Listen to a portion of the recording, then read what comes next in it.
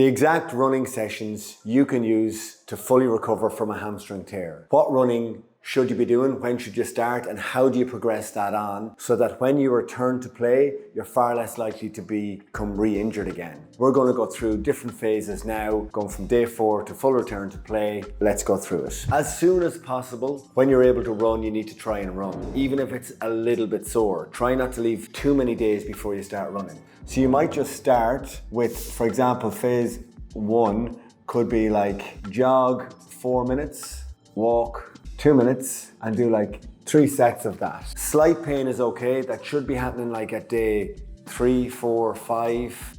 You could start with that. And then obviously your next run, if it feels okay, you can go and add on a set.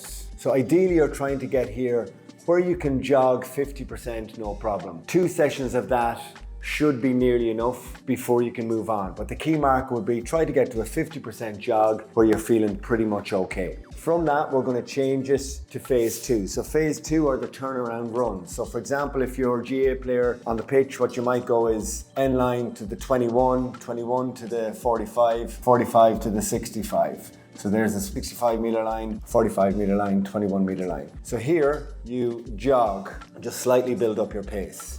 Here in this area here, so it's only about 24 meters, you're going to maintain the pace all the way through the line where you decelerate, then you turn around here and you do the same thing back. You jog, maintain the pace, jog.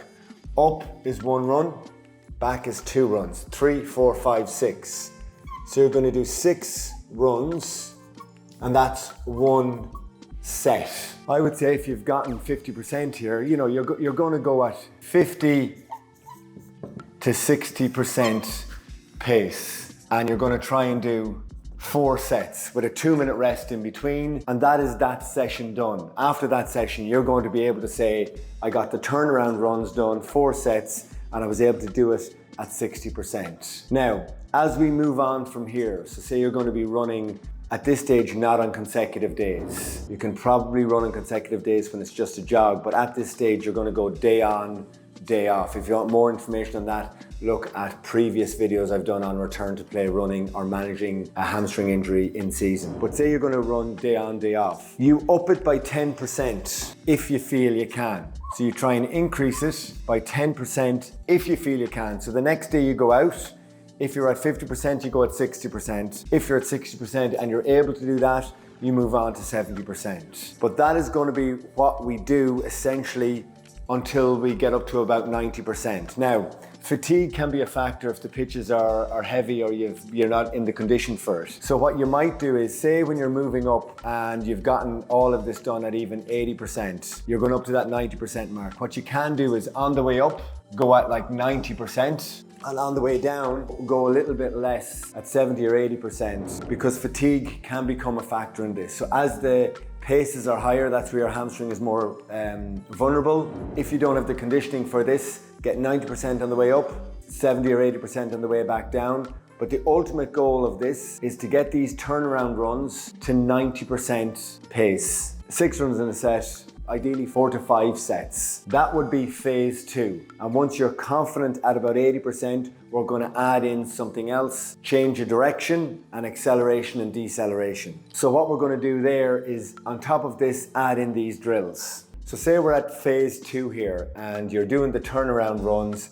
4 or 5 sets, and you're up to say 3/4 pace here on this. At that stage, we're going to add in a change of direction drill and some acceleration, deceleration drill. Now there's obviously loads of options for change of direction drill and acceleration, deceleration drills. I'm just going to give you an example of one each. It doesn't overly matter, you know, if you have a favorite, but change of direction drill might be just the common sort of T drill. You can go here, you can go 10 meters, and then this can be 5 and 5. And what you can do is just starting from here, up, turn, go around that cone, over around this cone, all the way in, and sprint back. So say that's 1 rep, and you might just do like 8 reps of that. This isn't for fatigue, so take whatever rest you need. It's just that you're actually bringing in that different demand to your training. So there's a change of direction exercise, that's the T drill.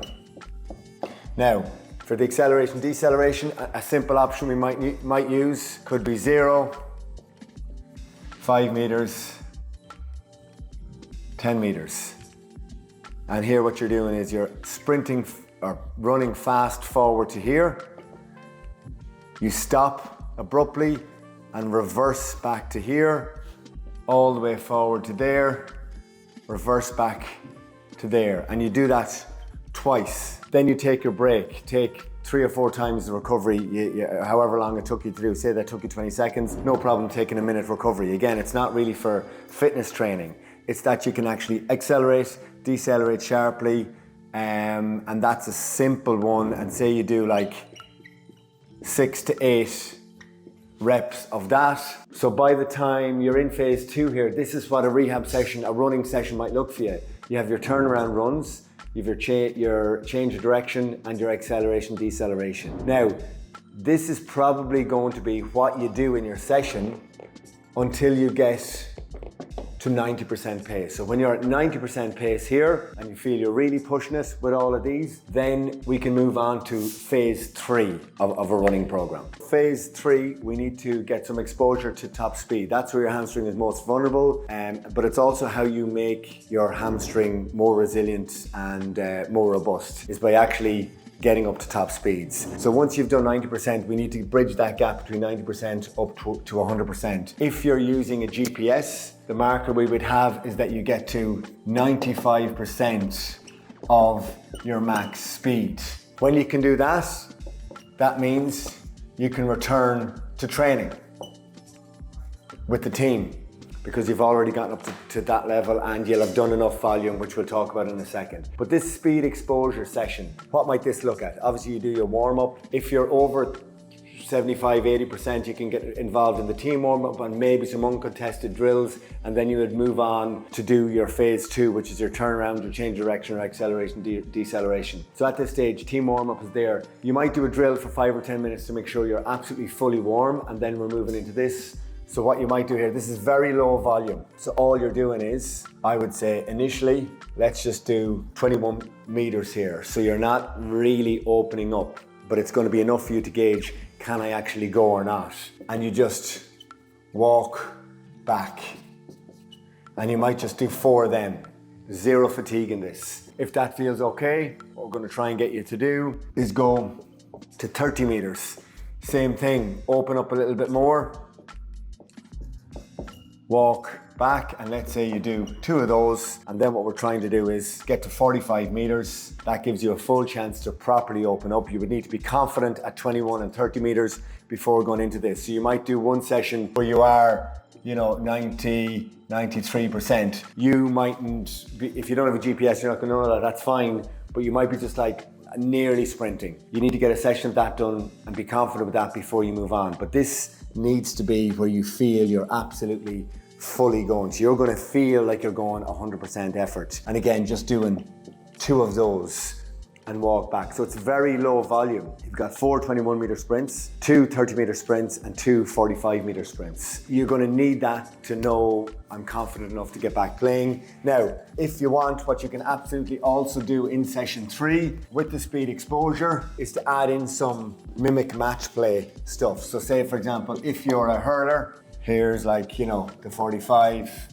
21 meters, this is you here. So you're just mimicking match play. Footballer works the same thing. You're accelerating, decelerating, kicking the ball over the bar, or out to this one, over the bar, sprint to this one, over the bar, and get back in. So that is about 30 to 40 seconds of hard work. You need pretty much 2 minutes recovery, and you might do like 8 reps of that. That should be you trying to go at 100% uncontested. So the marker here is you're able to tell your physio, your coach, your trainer, I've absolutely gotten up to my top speed in terms of the sprints, and I've also done the mimic match play session at 100% uncontested. At that stage, you should be in a position where your volume has been within 10 or 15% of what the team are doing. You've exposed it to 100% speed. So session 3 is, or phase 3 is speed exposure plus mimic match play. At that stage, you're back into training sessions. In an ideal world, if you've missed 3 weeks, you certainly need to be getting at least 2 full training sessions in before you play a game. The more weeks you've missed, so say you've missed 6 or 8 weeks, you need to try and be getting a minimum of 3 to 4 full team training sessions in before you go back playing, which would be ideally a half of a game. That's not always possible when there's championship and things like that and calls have to be made. But there's a pathway going from initially being injured to progressing right back into fully returning to training. So just to summarize the phases again, you're starting off with jogging as soon as possible, 50% pace or so. Once you can get to that, you're moving on to the turnaround runs, which might start at 50 or 60%, but you're building up to 90% here. Once you get to 3/4 pace there, you're adding in your change of direction and your acceleration, deceleration drill. So there's phase 1, there's phase 2, A and B. And then phase 3 is when we're getting close to it. You're adding in your speed exposures plus your mimic match play. Once you get, say, 2 of those sessions done, again, context with championship and must play games, you might only get 1 of those done, but you certainly need to be able to say, I have sprinted flat out myself, ideally getting to 95% of your max speed. But going from phase 3 then is back into team training, where you need 2 to 5 sessions, ideally depending on how long you've been out for. And then that puts you in a position to get back playing for your first time is 30 minutes of a match. This is an ideal scenario. Obviously that changes with importance of games, and there's situations you have to sort of go with the risk reward. Can I risk it a little bit more? That's a little bit more nuanced. But once you get back to this stage here, you then need to look at the video that I've done on how to manage a soft tissue or hamstring injury in season. There I've laid out your week Monday to Sunday. When do you continue with the rehab? At this stage, you don't stop doing rehab. That's for the other video. I hope this is clear. Any questions on that, just comment below and we'll get back to you.